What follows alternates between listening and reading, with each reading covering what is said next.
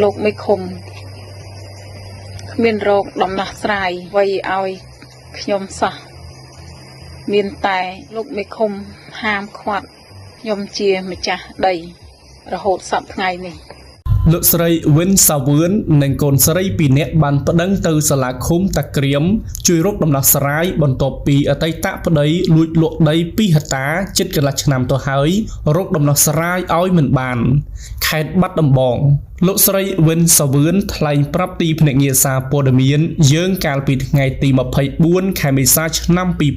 2025បានរៀបរាប់ថាលោកម៉ៅស៊ីថាដែលជាអតីតប្តីធ្លាប់បានប្រើអំពើហិង្សាលើលោកស្រីជាច្រើនលើកច្រើនសារតែស៊ូទ្រាំអត់ធ្មត់ដើម្បីកូនស្រីទាំងពីរនាក់តែទោះបីមានការអត់ធ្មត់យ៉ាងណាក៏ដោយលោកម៉ៅស៊ីថានៅតែបន្តធ្វើទុកបុកម្នេញទៅផ្ទះលោកមេភូមិសុំលេងលះគ្នាម្ដងជា2ដងទើបលោកស្រីវិនសាវឿនសម្រេចចិត្តលេងលះគ្នាដោយសន្តិវិធីដែលមានលោកមេភូមិអន្លង់ស្វាយជាអ្នកធ្វើកិច្ចសន្យាបែងចែកទ្រព្យសម្បត្តិ1លោកម៉ៅស៊ីថាទទួលបានត្រាក់ទ័រ1គ្រឿងឡាន1គ្រឿងគោយន្ត1គ្រឿងដំណាំត្រសក់1ហិកតាស្រូវ4ហិកតានិងធានាសងធនាគារពេលសងរួចយកប្លង់ចំការនិងប្លង់ផ្ទះប្រគល់ឲ្យកូនស្រីទាំងពីរចំណែកភាគីខាងប្រពន្ធមិនបានទទួលទ្រព្យអ្វីទាំងអស់ដោយភាគីខាងប្តីមិនឲ្យក្រោយមកក៏បានលេចលឺដំណឹងបែកធ្លាយថាលោកម៉ៅស៊ីថាបានលួចលក់ដី2ហិកតាដែលជាដីបានចែកឲ្យកូនស្រីទាំងពីររួចទៅហើយលោកស្រីវិនសាវឿនបានបន្តទៀតថាមិនចង់ធ្វើអ្វីនោះទេសូមត្រឹមឲ្យតែអតីតប្តីយកដី2ហិកតាប្រគល់មកឲ្យកូនស្រីទាំងពីរនាក់វិញបានហើយព្រោះដី2ហិកតានោះវាជាសេដ្ឋកិច្ចមួយផ្នែកដើម្បីឲ្យកូនស្រីទាំងពីរនាក់បានរៀនបន្ត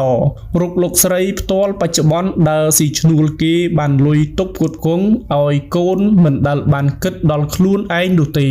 លោកស្រីវិនសាវឿនបន្តថាប្តឹងទៅសាលាឃុំតាក្រៀមជិតកន្លះឆ្នាំមកហើយមិនឃើញធ្វើការរកដំណោះស្រាយជូនលោកស្រីនិងកូននោះទេ